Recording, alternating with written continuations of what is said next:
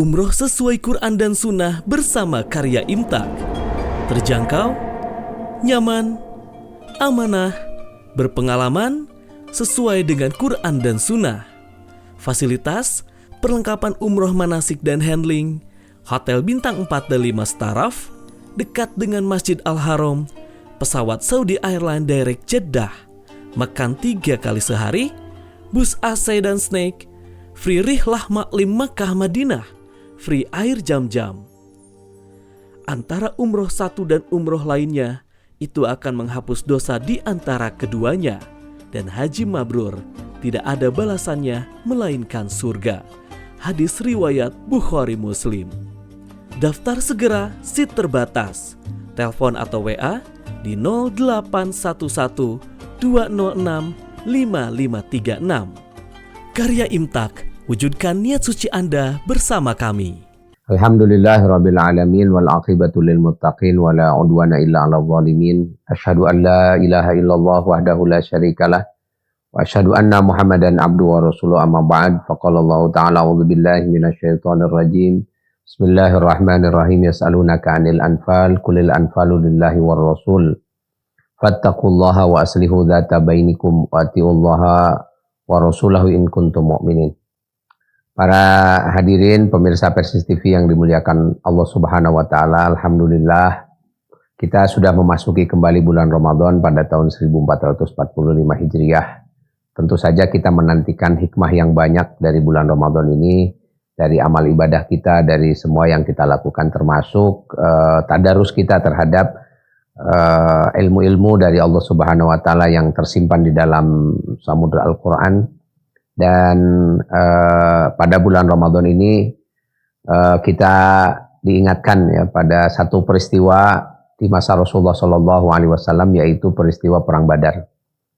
Perang Badar ini terjadi 2 kali. Yang pertama adalah Perang Badar Sugro, terjadi pada sekitar bulan Rabiul Awal, tapi tidak terjadi pertempuran, yaitu ketika pasukan atau kafilah dagang Abu Sufyan yang akan berangkat menuju ke Syam itu dihadang di Badar, tetapi karena keburu ketahuan akhirnya tidak bisa dihadang ya oleh pasukan kaum muslim.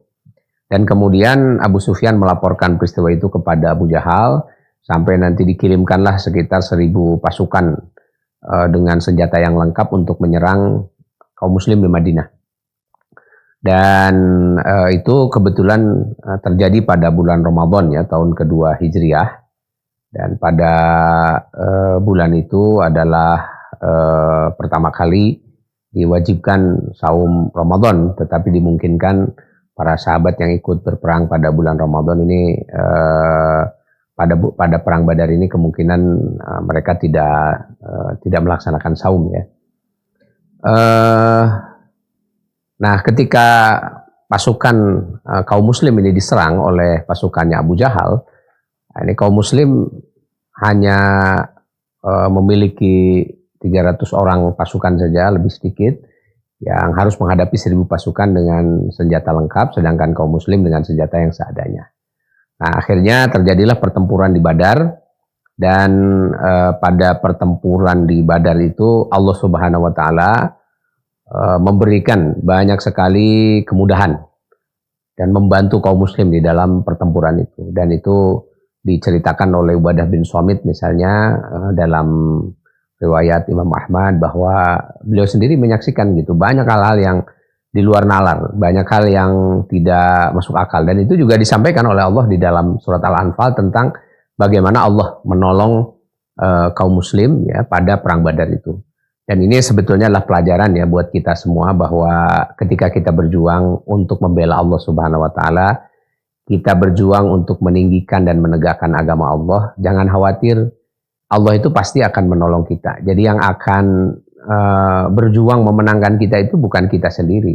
Makanya kita tidak boleh merasa ujub, kemudian kita merasa takabur bahwa kemenangan-kemenangan itu adalah hasil dari kerja kita. Itu tidak. Sebetulnya kemenangan itu modalnya adalah keikhlasan kita, kesungguhan kita di dalam memperjuangkan dan menegakkan agama Allah. Nanti sisanya Allah yang menyelesaikan.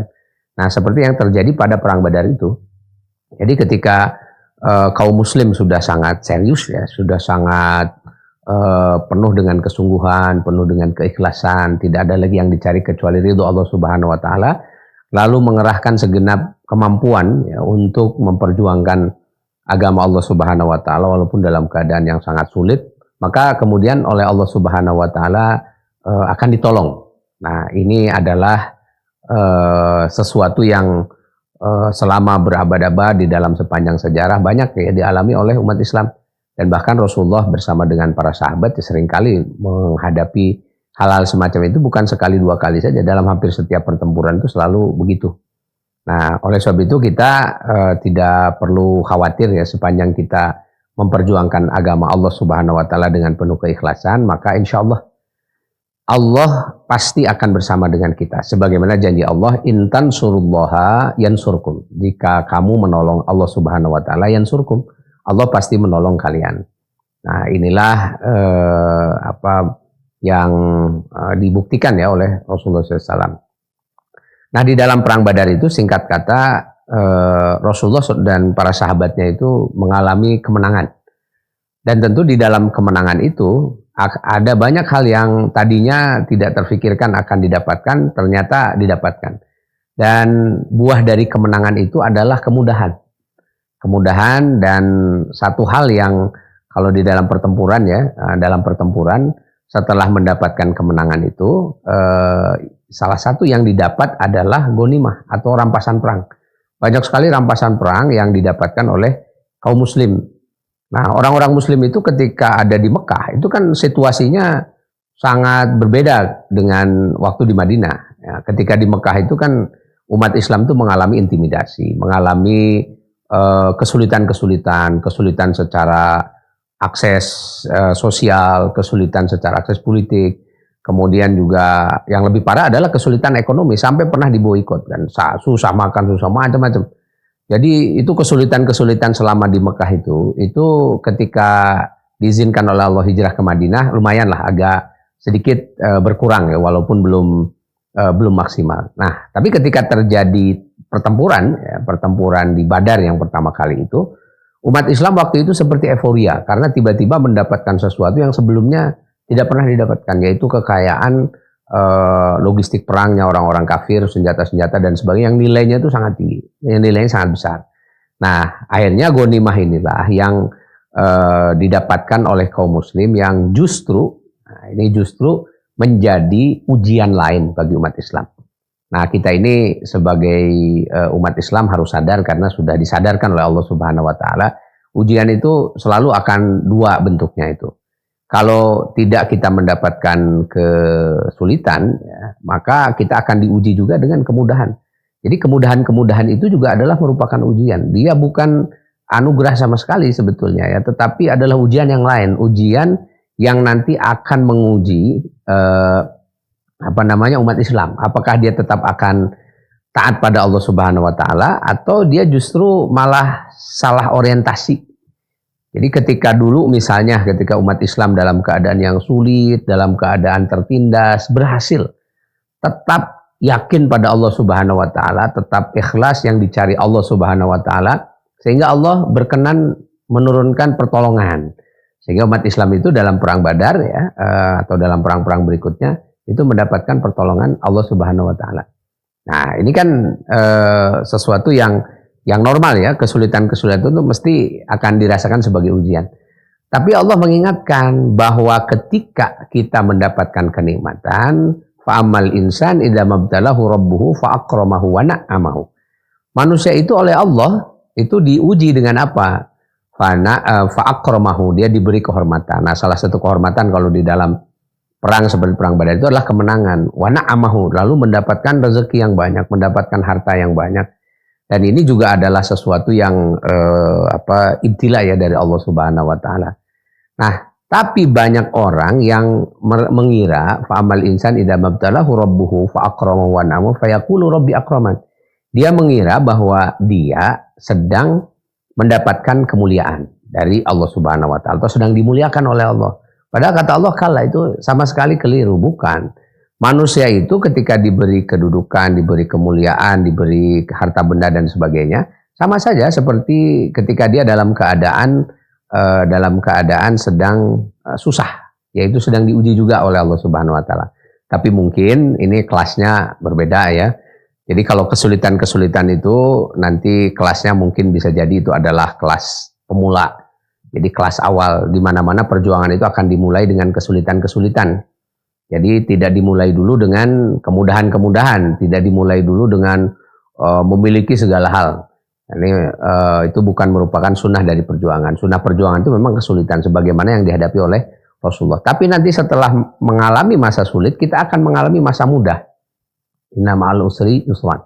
Setelah kesulitan itu pasti akan ada kemudahan-kemudahan. Nah, kemudahan itu melahirkan apa? Kemudahan itu melahirkan kemuliaan, ya, kedudukan yang terhormat, mendapatkan jabatan, kemudian juga kita mendapatkan dari jabatan dan kedudukan terhormat itu akan mendapatkan na'amah, akan mendapatkan fasilitas yang banyak, rezeki yang banyak, harta yang banyak dari Allah Subhanahu wa taala.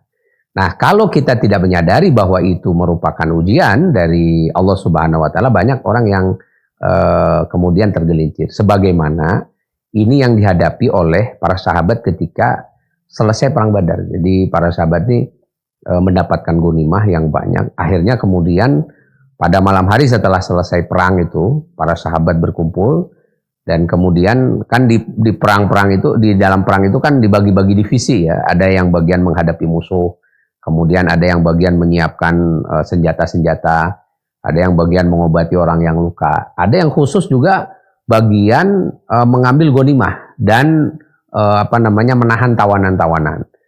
Nah, orang-orang yang mengambil ghanimah dan menahan tawanan itu kemudian mereka berkata bahwa ghanimah ini adalah kami yang mengumpulkan, maka yang berhak atas ghanimah ini adalah kami. Itu. Jadi kalian tidak berhak atas ghanimah ini. Jadi sudah mulai di situ ada hasad, ya. Ada keinginan dari orang yang mengumpulkan ghanimah supaya ghanimah itu menjadi miliknya dia saja. Gitu. Kemudian yang bagian menghadapi musuh mengatakan begini, kamu ini bagaimana? Coba kalau tidak kami hadapi musuh-musuh ini, mana mungkin kalian bisa mengumpulkan ghanimah? Makanya ini adalah mestinya menjadi bagian kami. Nah, kemudian ada juga yang kan ada pasukan khusus ya yang menjaga Rasulullah supaya Rasulullah tidak terkena senjata-senjata musuh. Nah, orang yang berada di sekeliling Rasul ini kemudian mereka mengatakan bahwa wah, ini kami memang tidak ikut berperang langsung menghadapi musuh, juga tidak mengumpulkan ghanimah. Tapi kan pimpinan kita loh Rasulullah. Kalau saya tidak menjaga Rasul, itu pasti pasukan kita ini kocar-kacir. Kalau Rasul kena senjata dan kalau sampai Rasul terluka atau dikalahkan oleh musuh, itu bisa jadi pasukan kita ini akan hancur dan tidak akan mendapat kemenangan. Maka kami juga posisinya sangat penting, sangat strategis. Maka yang berhak atas ghanimah itu adalah kami. Nah, hampir semua orang ya, para sahabat ini selevel sahabat Nabi yang dididik oleh Nabi Muhammad SAW langsung, tapi ternyata urusan ghanimah ini ya sama saja ya seperti manusia lainnya. Jadi ketika menghadapi ghanimah, ujiannya itu berat karena yang namanya dunia itu kan mataul ghurur. Mataul ghurur itu innamal hayatud dunya.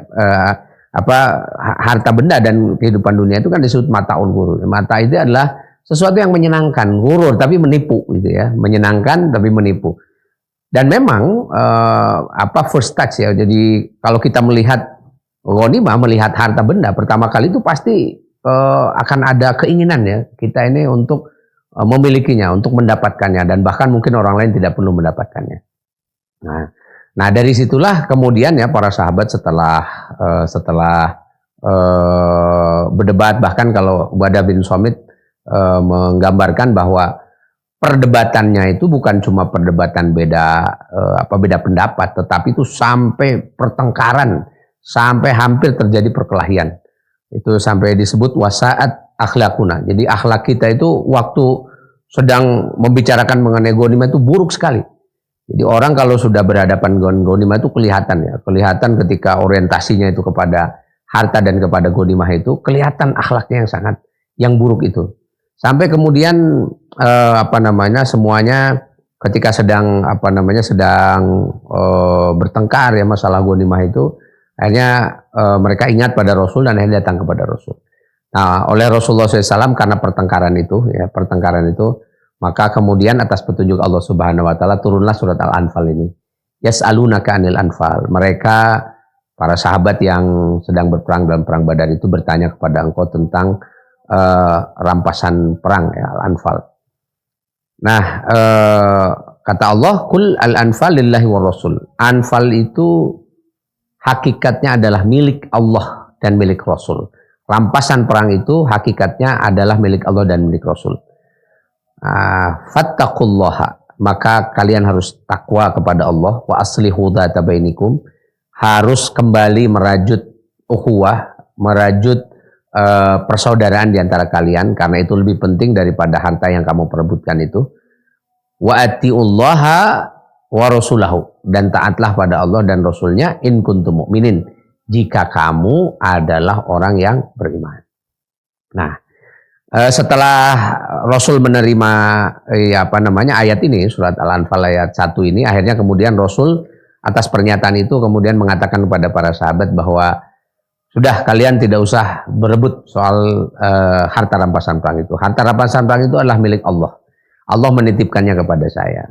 Maka kemudian saya yang akan membagikannya sesuai dengan apa yang diinginkan oleh Allah Subhanahu wa taala. Setelah itu nanti harta rampasan perang ini dibagikan seluruhnya ya, untuk orang-orang yang ikut berperang, apapun peran mereka. Jadi mereka perannya sebagai A, sebagai B, C, dan seterusnya, itu dibagikan secara rata, secara sama oleh Rasulullah SAW untuk menghindari menghindari hasad ya di kalangan para sahabat Badar waktu itu. Untung waktu itu para sahabat sudah dididik dengan ketaatan pada Rasul yang sangat luar biasa, sampai akhirnya keputusan Rasul tidak ada yang memprotes gitu ya. Sudah, ini berarti adalah bagian dari ketetapan dan keputusan Rasul. Dan setelah itu selesailah masalah ini.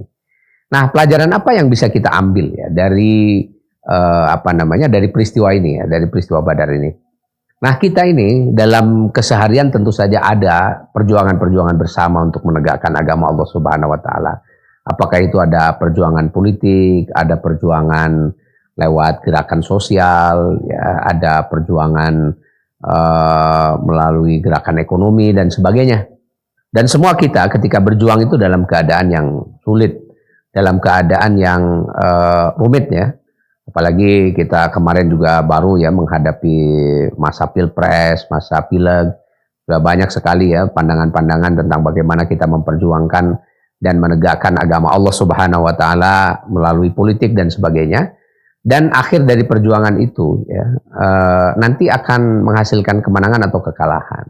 Dan apabila kita ditakdirkan oleh Allah Subhanahu wa taala, atas bantuan Allah kita mendapatkan mendapatkan kemenangan begitu ya. Nah, kemenangan secara fisik tentu saja, maka akan ada akibat. Nah, akibatnya itu apa? Akibatnya itu akan ada seperti perangnya Rasulullah di perang Badar, akan ada dalam tanda petik ghanimah. Kita akan mendapatkan sesuatu ya yang diamanatkan oleh Allah lebih berat dibandingkan dengan ketika kita tidak punya apa-apa. Yang diamanatkan Allah itu adalah ghanimah tadi itu, harta yang banyak itu kan gitu.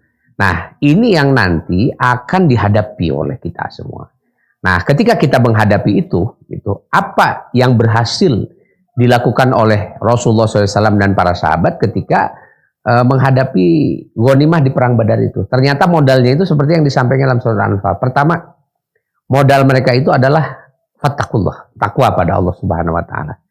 Jadi ketika kita dalam keadaan sulit kita bertakwa, maka dalam keadaan mudah dan ketika kita menghadapi banyak sekali ghanimah itu ya dalam perjuangan ini, maka kita tetap harus takwa pada Allah. Apa itu makna takwa pada Allah? Bulan Ramadan ini adalah bulan di mana kita oleh Allah Subhanahu wa taala dididik selama sebulan penuh untuk apa? La'allakum tattaqun. Supaya kamu menjadi manusia-manusia takwa. Manusia takwa itu bagaimana? Yaitu manusia yang dia berani meninggalkan makan, berani meninggalkan minum, tidak berhubungan suami istri ya, pada siang hari. Demi apa? Karena perintah Allah saja. Karena kita nggak tahu itu tujuannya apa selain supaya kita taat saja pada Allah Subhanahu wa taala. Itu. Jadi karena kita taat pada Allah, hal-hal yang sifatnya duniawi, makan, minum, berhubungan suami istri, itu ditinggalkan oleh kita. Nah, itu gambaran dari takwa. Takwa itu adalah ketaatan pada Allah Subhanahu wa taala yang maksimal.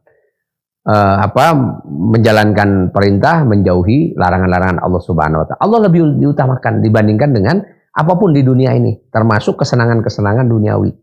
Nah, maka syarat pertama, kalau kita tidak ingin ya terjebak di dalam ghanimah dan kemudian kita menjadi bertengkar, hancur dan sebagainya gara-gara ghanimah itu, maka kita harus kembali kepada setelan pabrik kita di dalam hal perjuangan dan keimanan, yaitu takwa pada Allah Subhanahu wa taala.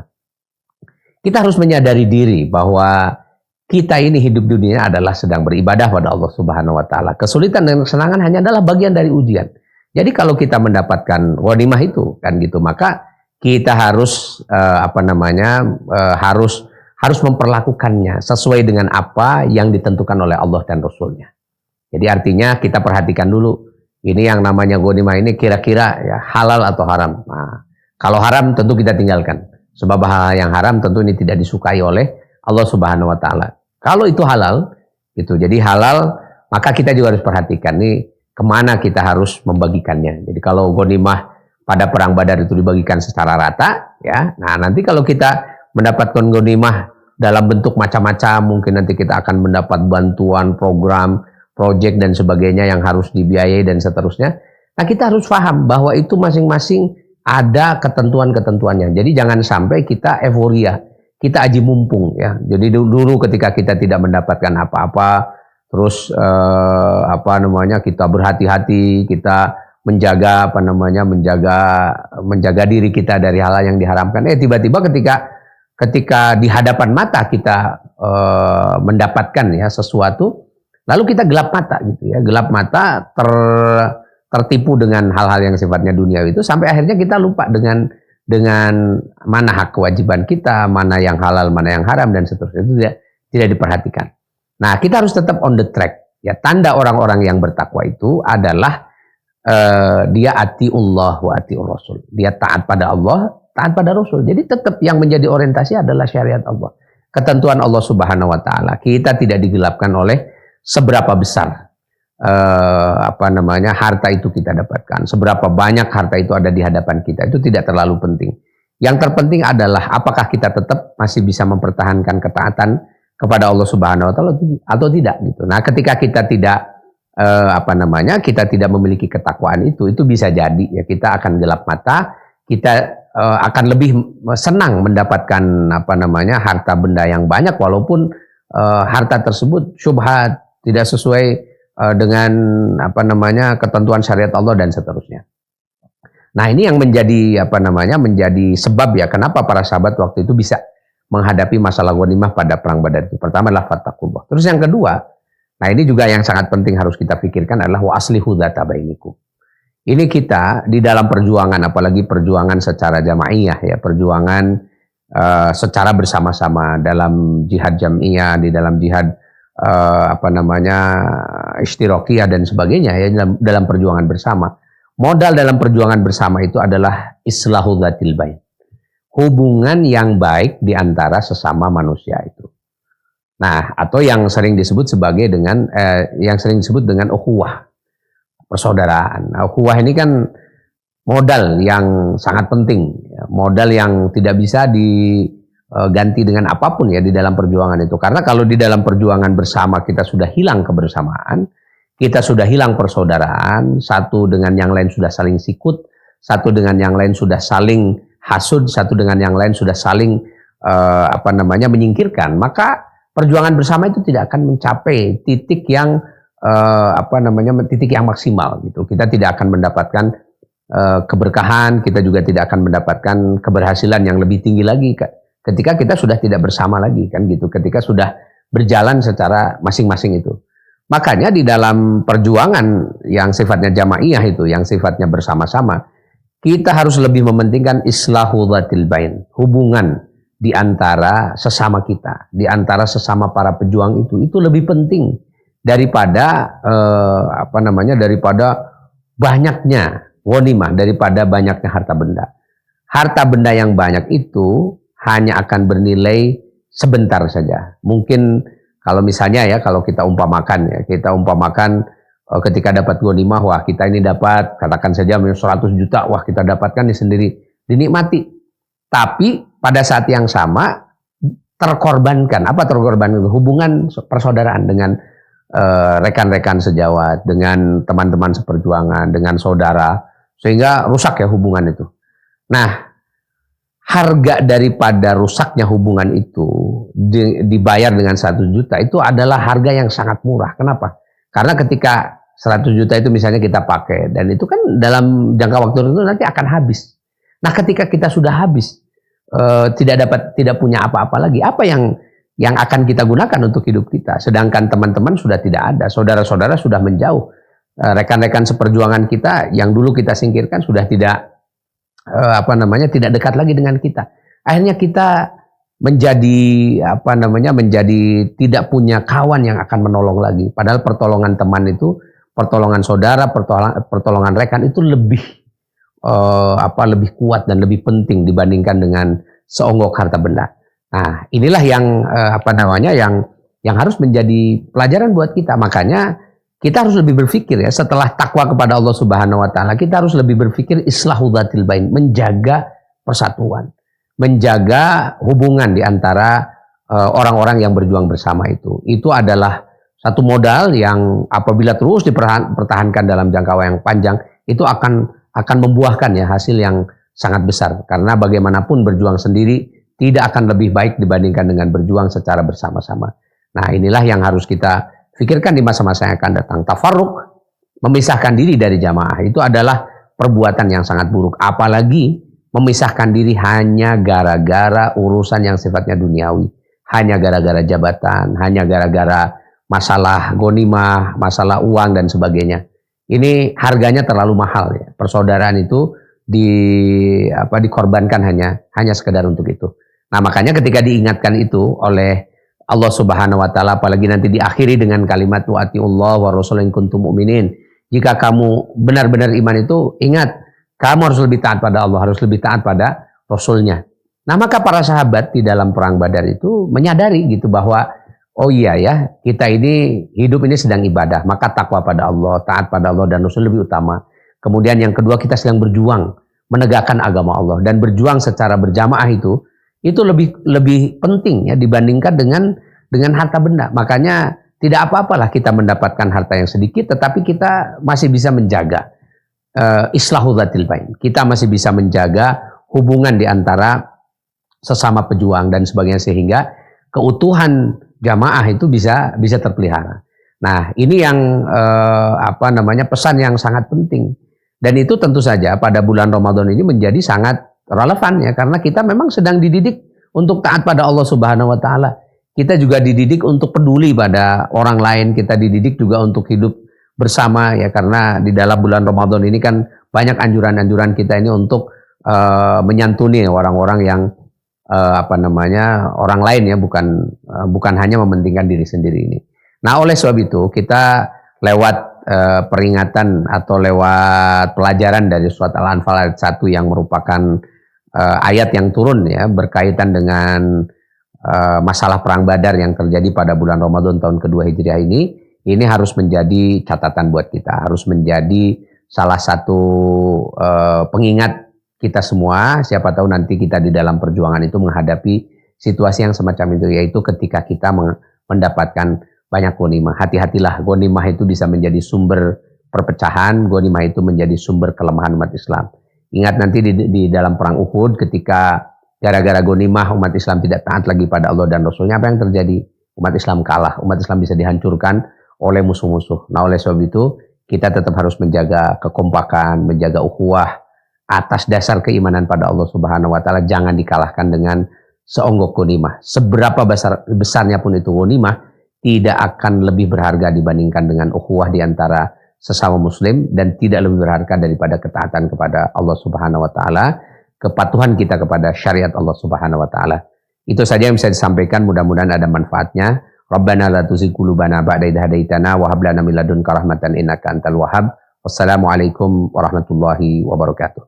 Umroh sesuai Quran dan Sunnah bersama Karya Imtak. Terjangkau, nyaman, amanah, berpengalaman, sesuai dengan Quran dan Sunnah.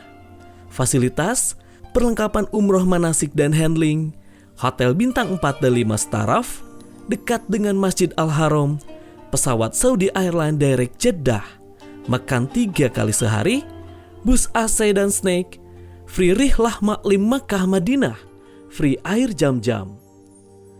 Antara umroh satu dan umroh lainnya, itu akan menghapus dosa di antara keduanya.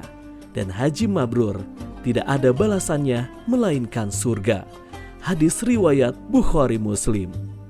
Daftar segera, seat terbatas. Telepon atau WA di 0811 206 5536. Karya Imtak, wujudkan niat suci Anda bersama kami.